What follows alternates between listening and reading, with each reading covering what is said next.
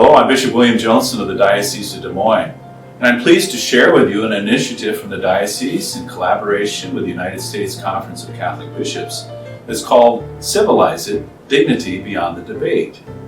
I think we're all aware that social media can be a great unifying factor in giving us insight into each other's lives, but it can also work against that sense of unity and solidarity of spirit that we can achieve as human beings when we come to appreciate and respect the intrinsic dignity that we each possess.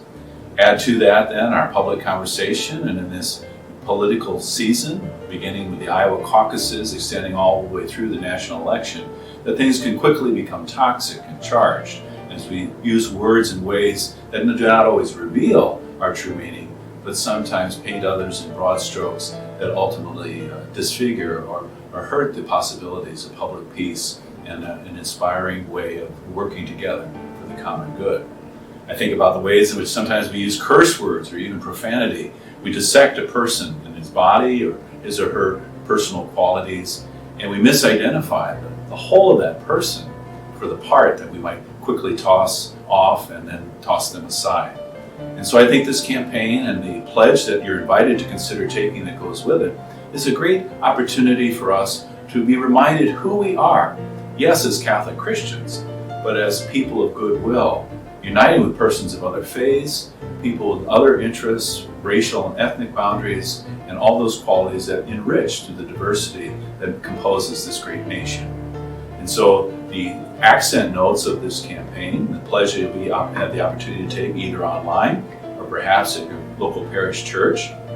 are civility. Civility is that we just exude a kind of common decency, and we presume good intention and goodwill on the part of the other person, that they're not trying to take advantage of us, until we then have that opportunity to speak candidly and transparently with them. And so civility is a key quality that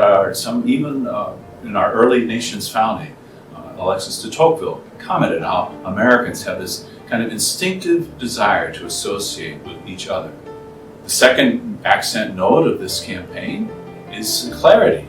Clarity that we use words saying no more, no less than truly is the case, and that we're not using words necessarily to influence friends and create enemies in this way, but words just simply describing the world as God has given to us as sheer gift, but that we, by our way of giving interpretations, lending our own experience and our own life story, can bring out layers of meaning and help to deepen the appreciation that we might have for someone who initially we didn't understand or respect.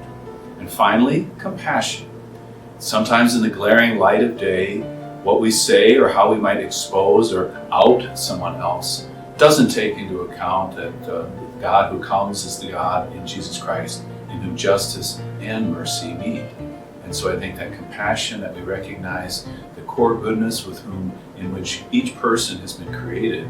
and that sometimes though the initial circumstances, pressures of the moment, or other kind of forces or factors that are in play in our society, that we as Christians are prophetic in our way of believing and then acting on that in a way that God's compassion, God who is always seeking out and bringing others into the fold, that we can be communities here in the diocese and in our own local area who bring this sense and the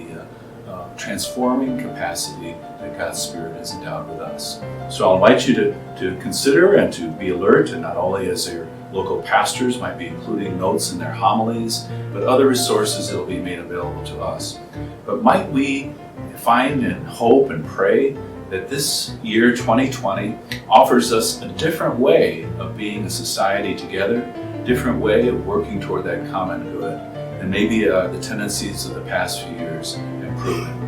Thank you for your consideration. I'll pray that we might enlist your participation, and I wish you God's blessing in your families and in your communities and all that you do in the United States.